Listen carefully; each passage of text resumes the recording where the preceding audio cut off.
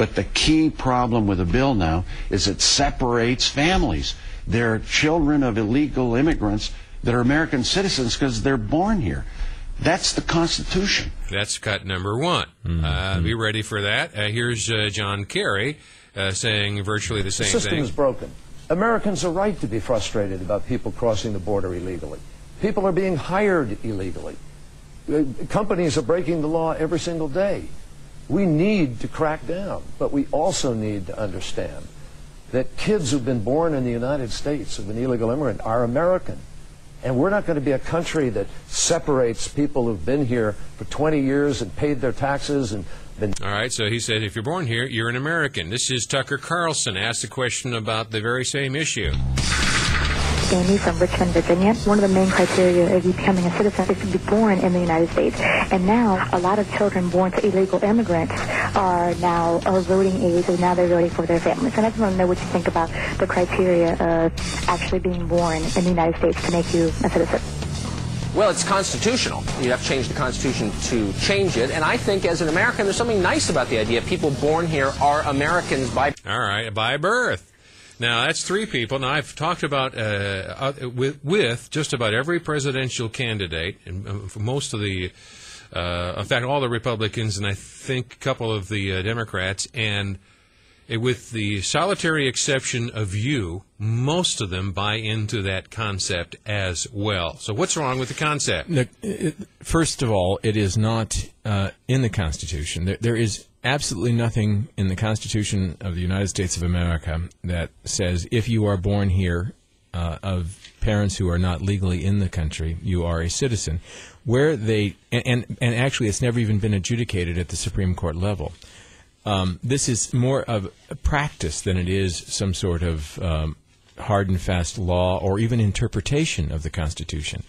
The reference that is made often to the Constitution and this particular issue includes the reference to the 14th Amendment. They always say it is a 14th Amendment issue. But what they don't really realize is that, or maybe they do realize, and they just, they just expand the definition of some of the terms in there.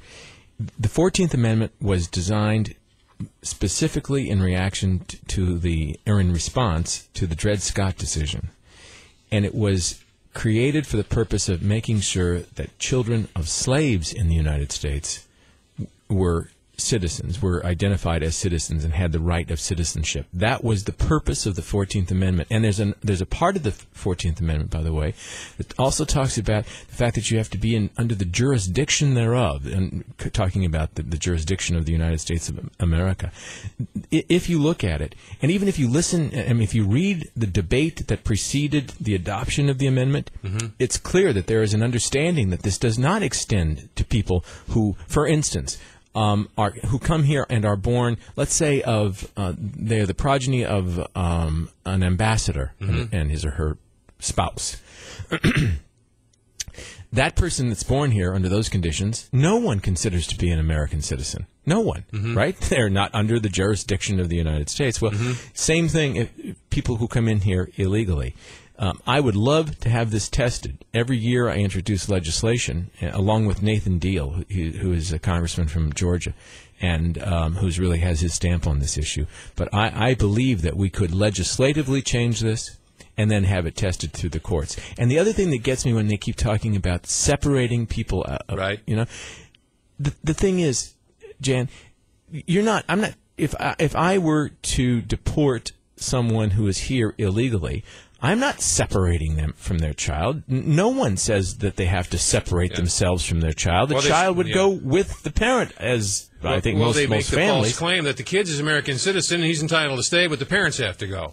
Well, you know what? Even if you want to operate under that assumption, I still say that the kid goes with the parents. That's what most families would do if I were in the situation. The parent made the decision to come into the country illegally. There are ramifications to that, and they are negative. And one of them is that you may sometime have to leave the country. And if you have a child here, by the way, that means that child's going to go with you. Now, if we continue to operate under the assumption that they're citizens, they can come back when they reach the age of majority or whenever the parents want to relinquish that control over them, they could come back. But nobody's forcing the family to separate. Nobody. Certainly not I. Nobody's suggesting that.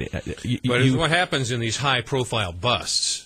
And the INS will swoop down into a pocket of illegals, and they will artificially separate the families and create this huge public outcry. You're separating families, and you're sending and all based upon the that bogus 14th Amendment argument. That's exactly right, because, as I say, especially if you read the debate that went on before. Well, Jacob Howard's the author of it. He said this, of course, does not apply to persons born in the United States who are foreigners. He's explicitly said that. That's exactly so anyway, right. We have lots of folks with questions and comments, and we have a space open for you at 284-1040 or 800-469-4295.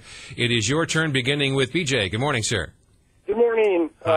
Really appreciate you taking my call. You bet. I just wanted to thank Mr. Tancredo for his service, and then I have a couple comments. As somebody who serves in the fire service and having a brother that served in the police and law enforcement community, a lot of the problems that we face today can be directly traced to illegal immigration. And the most common complaints among police and firefighters can be traced to those problems. Yet the big unions like the IAFF of firefighters support John Kerry in the past and, don't look to solve anything. I just wondered what your take was on, how your policy would affect the public safety sector. Well, of course, there are now literally hundreds of thousands of people who are here as criminal aliens wandering around. They've already broken the law coming into the country, but then they've broken a lot of other laws beyond that, and we don't know where they are. They walked away from the court system because we actually have a separate system for a lot of them where they go to what's called immigration court, where they post a bond and they're gone. And so now it's in the hundreds of thousands, somewhere near 600,000 fit that category. Look at all of the gang members that are here. The MS-13, which is one of the most violent gangs in the world. I mean, these guys really are tough characters.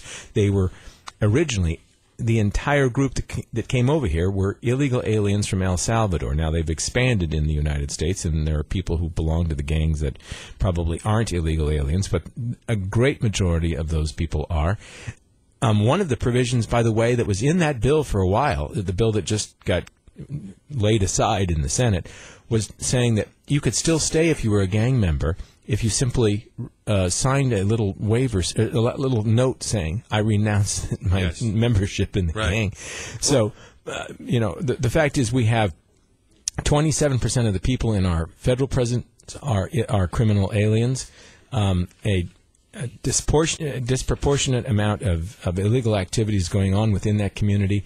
I wish it were just the case that when you came across the border illegally, you were coming only for the purpose of doing a job that no other American will do.